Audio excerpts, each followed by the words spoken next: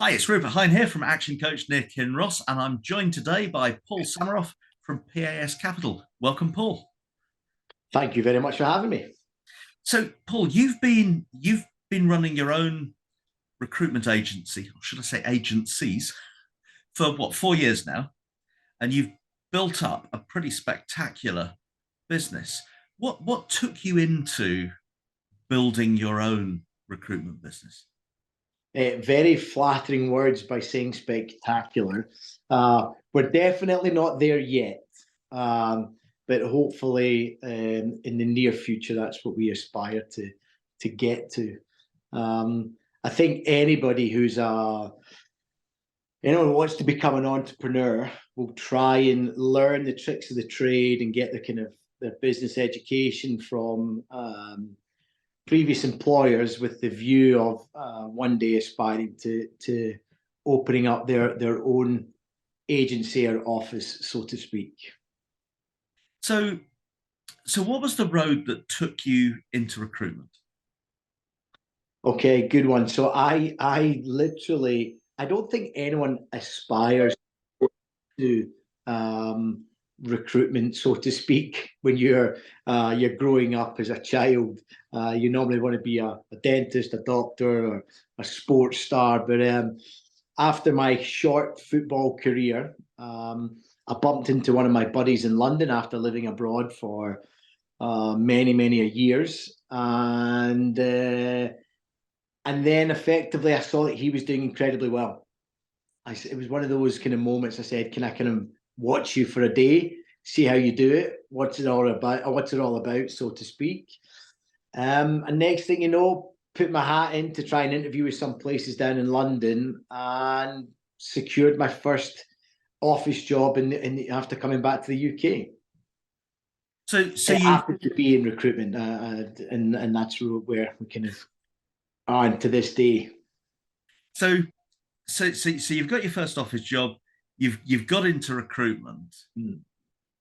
There's a big difference between working for somebody else and having the vision to set up and then grow your own business. Yeah, of course, I totally agree.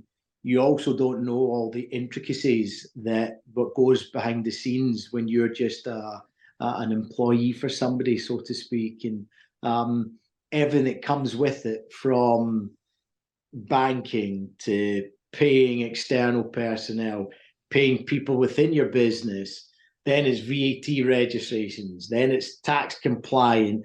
Then there's all the intricacies that you don't think about. Um, I don't know if you ever can be prepared for it, so to speak, but you do your utmost to try and learn on the job, just like you would with kind of any job. But there's a lot of learning to do for sure. So if you think back at that learning, what would you say are the top three lessons you've learned over the last 4 years? Okay, I would definitely surround yourself by strong people within the business if you can. I know a lot of people are starting up a business and they're flying solo, but maybe at that point there you have a mentor or somebody that can help, or some people in plural to best advise and guide you. That would definitely be one. Strong finance team, whether that's accounting individual working within the business, a finance manager, strong banking partner. Um, and if you're going to business with other people, 100%, I'd say you want to align yourself. You want to know everyone's specific roles from day dot when you start a business. So you know that that individual might not put a 60-hour week, but you're very content with them putting a 40-hour week, even if you are going to do a 60-hour week. So you just need to know your titles, how it's going to work. They're probably three key things that I would say. Absolutely. I mean, it's it yeah, the clarity on what everyone's doing.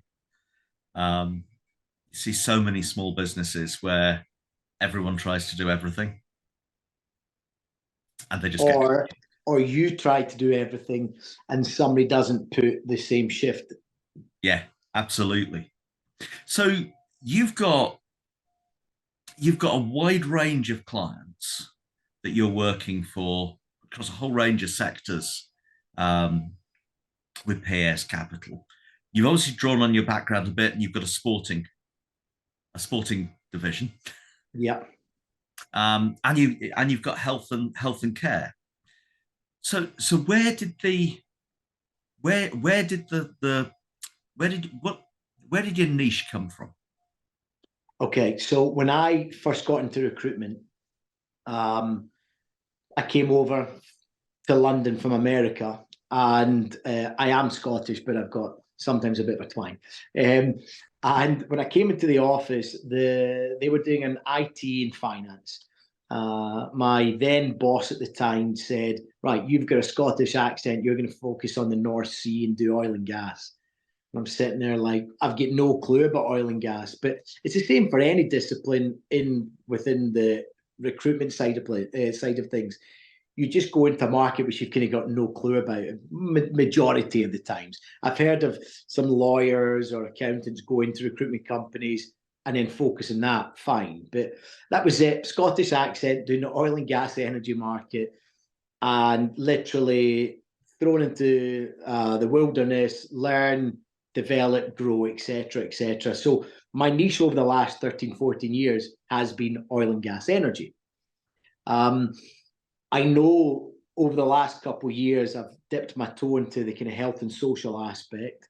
And I just see a really, really good and lucrative market, but you can also help. And I think that's really important. If we can, a lot of people are trying to be carbon neutral. And I think with the health and social side of things, it's somewhere where I wanted to aspire. Well, I aspire to get into, and we're very much just getting into the industry. Then the other side of things is PS Capital Sports. Naturally, being from a sporting background, being involved in football for so many years, it's something I always wanted to do. So I actually, one of my biggest goals is to become one of the biggest female football agents in the world. So with PS Capital Sports, we sponsor some football clubs and some pretty big names, but we also want to do executive search within sports. So there's a lot of the teams are now becoming more Americanized, and a lot of positions within the organization. Obviously, the amount of money that's gone into sports is astronomical, and we believe that we can play a some type of role within it, with hopefully becoming a pivotal role within it in the near future as well. Fantastic. It's yeah, it's an exciting world as sport continues on its journey to become much more inclusive. Um, For sure. it's yeah, it's good. I get involved in quite a bit of motorsport stuff, and some of the stuff we're trying to do at the moment to even out the gender balance. It's really important. So yeah, most of the people looking at this are going to be small business owners Mm. facing challenges finding team members. So, other than the obvious advice, which is talk to a recruitment professional, get yourself a good recruitment agent on board, Mm. what would you say are the key things that business owners should look for when recruiting? Okay, there's so many different views on this, and people will say you want to see a degree with the masters, and some people say, but that's not the case, and they want people who are hungry. You can tell that they're driven or they're passionate about a certain subject or they're willing to learn. There's no rights and wrong. I've been in a situation where I've hired somebody very senior, and they were so set in their ways that they actually didn't fit within our business. Whereas I brought in somebody with no experience whatsoever, and they were so eager to learn. Um, so I'd say there's no right and wrong way. You've just kind of got to go with what your philosophy in the business is going to be. Do you want to be training this individual? Do you want them to be more like you? Or your kind of thought process is probably better the way I put it. Or are you willing for somebody to come in to help your business and come with a different viewpoint on things. And I think if you can kind of get a good mold, that can really work. I'm very, very lucky that I've got a couple people who maybe more methodical in their way. Other people are more kind of risk averse. Other people are more willing to take a risk. And I think if you can kind of put it all together, hopefully you get a winning formula. Yeah, so it's about get someone who fits with your philosophy, but doesn't necessarily work in the same way as you, depending on what you want. So you Mm, get a bit of challenge, but ultimately they get what you're about. That's agreed. yeah, good, really good. So 4 years in, you started off saying you're heading for great things. So Mm. where do you see yourself in 5 years? Um, well, I don't think I'd be looking to IPO or be acquired or anything. I mean, those have been offered on the table, not the IPO, but they've been acquired, our investors, etc. I think we want to create one of the strongest brands in Scotland. And I think we've got a very strong brand, and we're very blessed that we deal with the Home Office. So we've probably placed in 30 different countries, and that's a very challenging. But getting the visa processes and sponsors, but as a company in the UK or Scotland, I think we want to be one of the top recruitment companies in Scotland. I kind of want to hit that 10 to 15 million turnover over the next couple of years. If you get to that stage, it's about building a bigger office, well, building your own office. And then you're having the kind of intricacies within that, whether it's your own cafeteria, your training and development room, your pods for the different teams and so forth, good breakout area, boardroom, and all that kind of good stuff. And not that we don't have a nice size just now, but I think if you can win accolades for having a top place for people to work, being a recruitment company, I think the hiring process will get a lot easier as well. Next year, we want to get a hub in Saudi, covering the Middle East region. I suspect we'll probably have operations in Australia within the next couple of years. So I'm not looking for global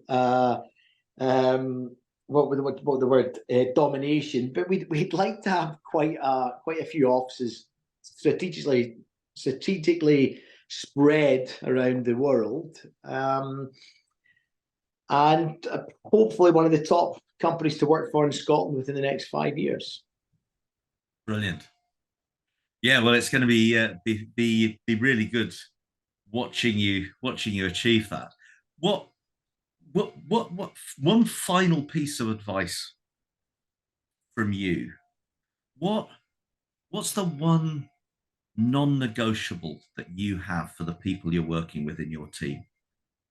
Okay, the key word is respect, and this comes twofold. So what I always say to people in my office, if you respect yourself, right, and you're going in, you're there on time, you're there to put a good shift in, um, you're there to be helpful, and when a newcomer comes in to give your time, etc., the byproduct is other people respecting you, and that's walking into a room or your relationships at home, family, friends, everything just works out a lot easier.